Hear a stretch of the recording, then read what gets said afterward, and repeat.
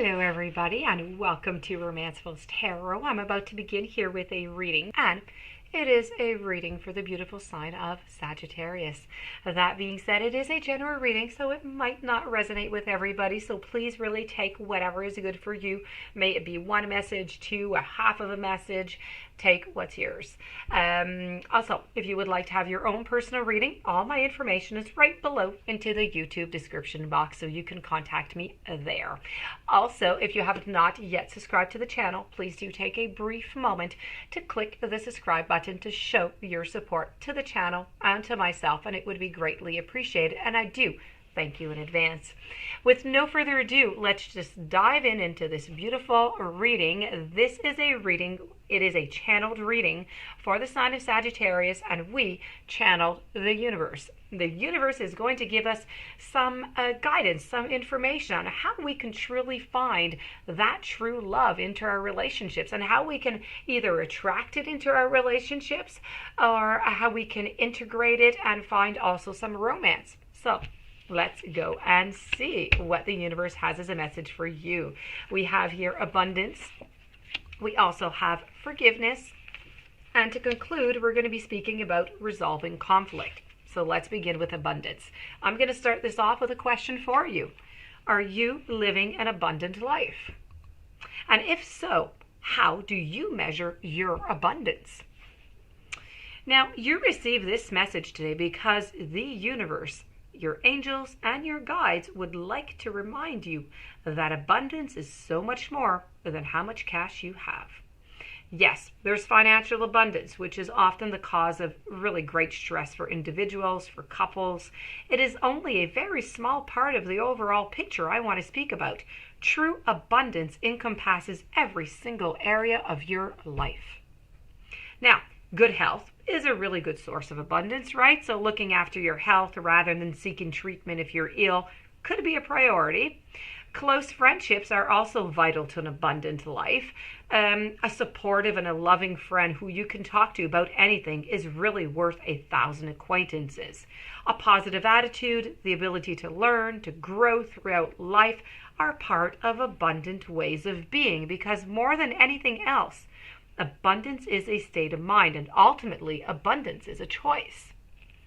Loving and being loved will definitely make you feel more abundant. But if you're longing to meet your soulmate, it's your willingness to appreciate, to acknowledge, and to accept yourself that allows you to feel more abundant, and it will help you manifest a partner. In a relationship, your abundance of health, of friendships, and mindset will bring joy to your partnership, and as well as more love. Naturally, you're right to create a healthy level of material abundance also, but there's nothing wrong with being comfortable as long as you keep your pursuit of the material in perspective. You need to consider whether you want to discuss your salary and your bank bank balance on your first date, or if you'd rather talk about the wonderful hobbies or the friends or the attitudes that make you and your life rich. Do you want your relationships to focus primarily on money, on property, or would you like to focus on the fun, the intimacy, and the mutual support that you have? Remember, to be abundant in the full sense of the word really means to be fascinating, to be lovable, to be creative, and to be resourceful. And that is true abundance. Now, moving on forward with my following message for you, we're going to be speaking about forgiveness.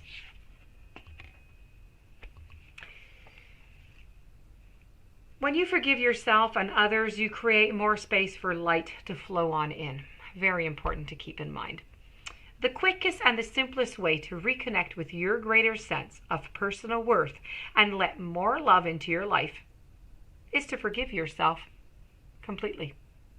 You don't even have to know what you're forgiving yourself for, quite frankly. The angels understand that feeling guilty about a whole array of things has been an ongoing part of our lives, and now they just say, you know what, it's just time to let go of it. Let's let go of it. The strange thing about guilt is that you can carry it without even realizing it. And it really is often about trivial or long forgotten events. So I'm going to give you a tiny little mantra. It's really easy. You don't even need a paper and a pen. It's really repetitive, but it really does work. So the mantra here, okay? I forgive myself. I forgive myself.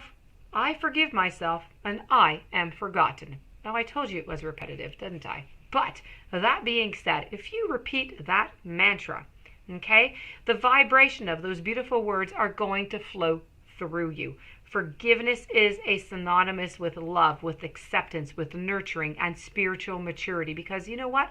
In reality, none of these energies are separate one from another. They all work together.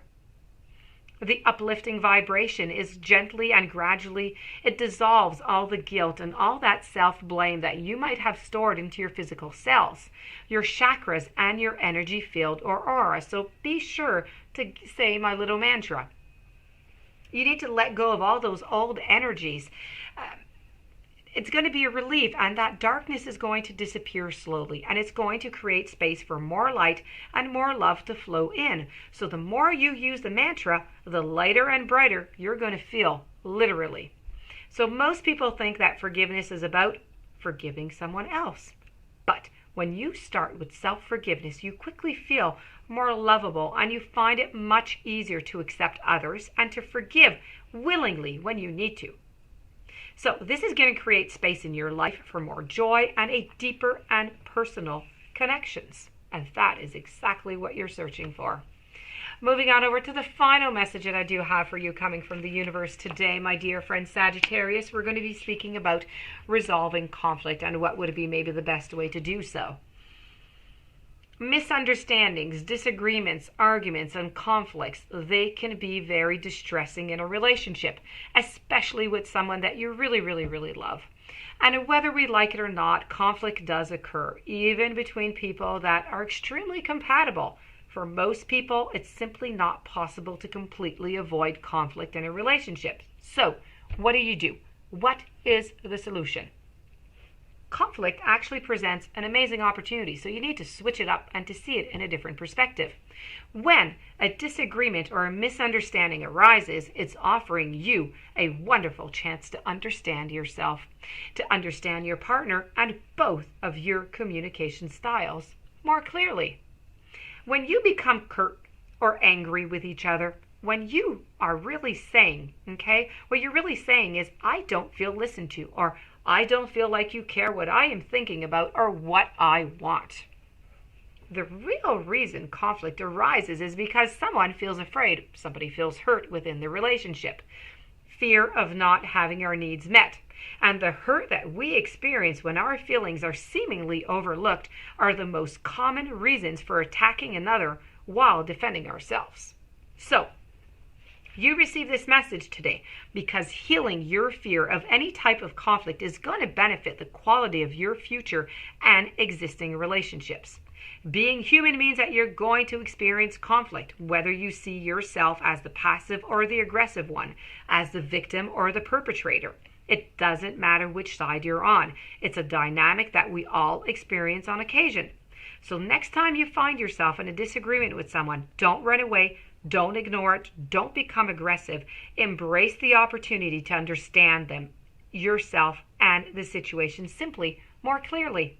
And the key to unlocking the grip of conflict and shifting the conversation to a healing level is really asking, what do you really mean by that? It is non-confrontational and open while creating a space for people to express themselves truthfully and discover the real issue at hand. Asking this question in a calmer manner makes it clear that you genuinely want to know. So when you ask, what do you really mean by that? Your supposed adversary is going to begin to understand that you care and that a resolution, a healing, and mutual satisfaction is just possible to get back onto the harmonious track, onto your harmonious path. So please do keep that in consideration when you are resolving conflict. So that being said, my dear friend Sagittarius, this does conclude your beautiful reading with the universe.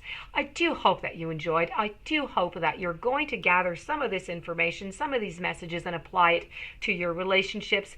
If you do have any questions you would like a reading, romancefultarot@gmail.com. Please don't forget to subscribe to the channel. Have yourself a beautiful day. Blessings to you, and we'll see each other tomorrow with another message.